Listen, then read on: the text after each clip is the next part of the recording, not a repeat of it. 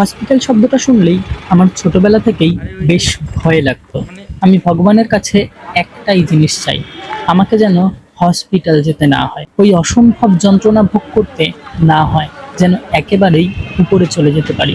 কিন্তু জানি না আমার ভাগ্যে কি আছে, কতটা যন্ত্রণা আমার জন্য বরাদ্দ মৃত্যুর আগে।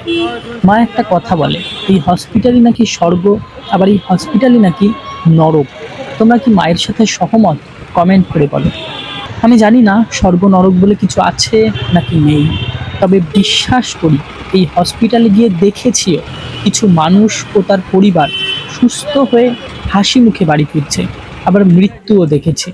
তবে যা আমাকে সবচেয়ে বেশি ভাবায় তা হলো, অনেককে দেখেছি যারা প্রতিনিয়ত মৃত্যু চায়, তবে মৃত্যু তার ধারে কাছেও আসে না। হসপিটালেই এক অসম্ভব যন্ত্রণা প্রতিনিয়ত ভোগ করছে, অথচ তার মৃত্যু এত সহজ না। তোমরা হয়তো বলবে ওটা যন্ত্রণা না, ডাক্তাররা তো বাঁচানোর চেষ্টা করবেই।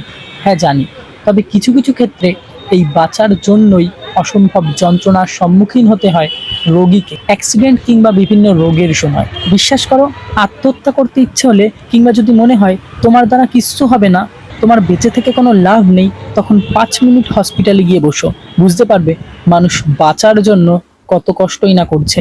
এই যে হাতে সিগারেট কিংবা বিড়ি নিয়ে নায়কের মতো টানছো, কিংবা বন্ধু মহলে মদ নিয়ে বসে জঘন্যতম আলোচনার সঙ্গে মদ খাচ্ছ আর বলছো এটাই তো আসল মজা ভাই, বেঁচে আছি তো এই কারণেই। একবার হসপিটালে যাও, বুঝবে ক্যান্সারের একটা রোগীকে ও তার পরিবারকে কি কি যন্ত্রণার সম্মুখীন হতে হয়।